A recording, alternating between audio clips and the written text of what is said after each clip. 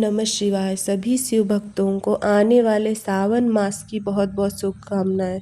तो जैसा कि आप सभी जानते हैं कि साल 2026 में सावन का महीना 30 जुलाई से शुरू होकर 28 अगस्त को समाप्त होगा। और यह देखिए, सावन का यह पवित्र पावन महीना वह भगवान शिव शंकर को अति प्रिय है। और सावन का महीना भगवान शिव शंकर को ही समर्पित होता है। सावन के महीने में शिव जी का पूजा आराधना करने से सभी प्रकार की मनोकामना पूर्ण होती है।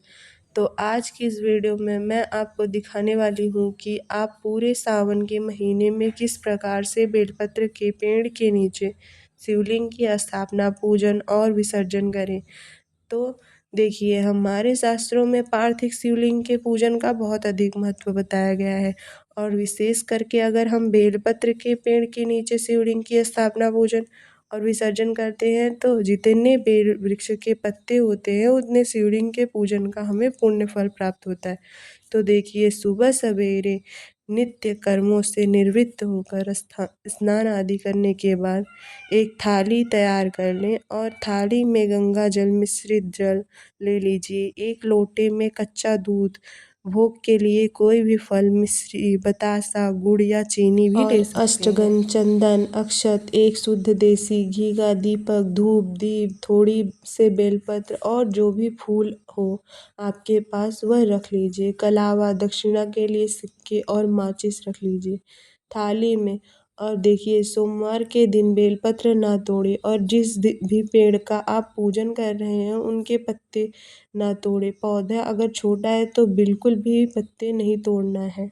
तो इस तरह से बेलपत्र का पौधा है, उसी के गमले की मिट्टी से ही हमें शिवलिंग का निर्माण करके स्थापित करना है। तो देखिए, बेलपत्र का जो पौधा है वह 7 देव वृक्षों में से एक माना गया है। तो इस प्रकार से देखिए, पिंडी स्वरूप हमें आकृति देनी है और सिर्फ पिंडी बनानी है। और थोड़ा सा हाथों से प्रेस करके दबा दबा कर बनाएं, जिससे जब हम अभिषेक करें तो वह खंडित ना हो।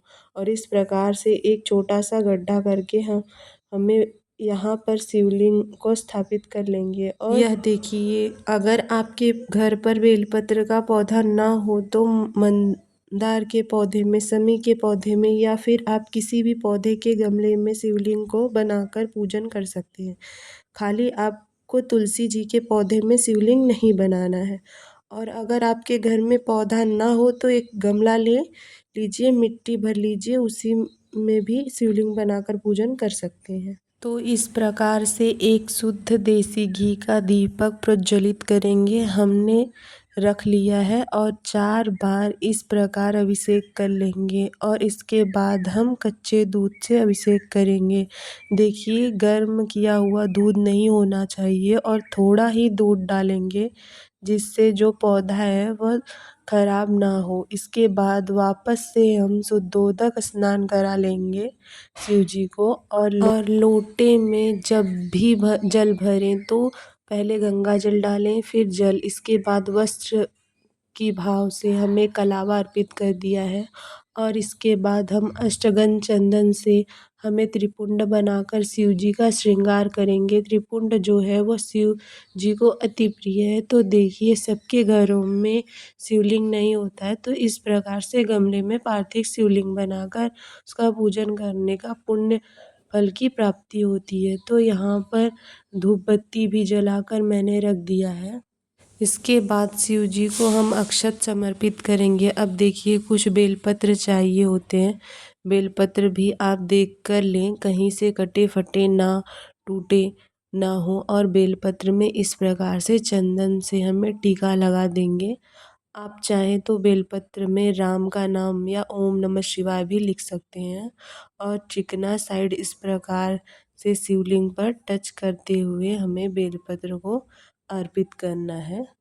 और आप चाहें तो 1, 2, 3 जितना आप चाहें उतने बेलपत्र आप समर्पित करें। और इसके साथ ही शिव जी को जो भी प्रिय वस्तु आपको मिल जाती है वो आप अर्पित कर सकते हैं, वरना भगवान शंकर तो इतने भोले हैं कि एक बेलपत्र और एक लोटा जल से ही वो प्रसन्न हो जाते हैं।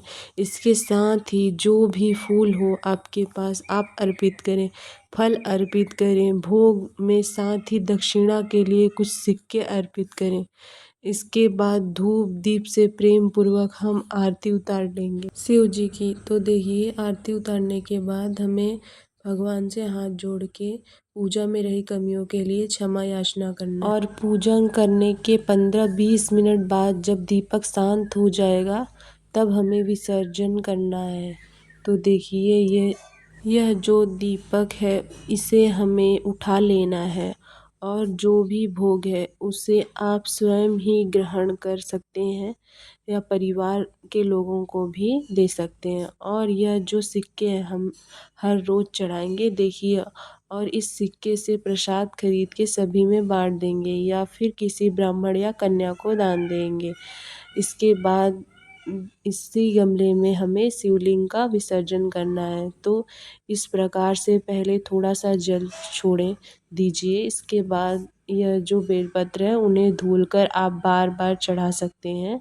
और इस प्रकार से देखिए, जल छोड़ते हुए हमें शिवलिंग का विसर्जन करेंगे। और देखिए, पूरी पूजा के दौरान आपको ओम नमः शिवाय का जाप करते रहना है। देखिए, ये जो फूल पत्ते हमने चढ़ाए हैं इन सभी को हमें इकट्ठा करते रहना है और बाद में इनका भी भूमि विसर्जन कर देंगे। और इस प्रकार से पूरा हमें जल में ढक देना है और शिवलिंग अपने आप ही इसमें गल कर समाहित हो जाएगा। तो इसी प्रकार से हमें गमले में रोजाना पूजन करना है शिवलिंग बनाकर। और देखिए, मुश्किल से 5 या 10 मिनट में आपकी पूरी पूजा कर लेंगे।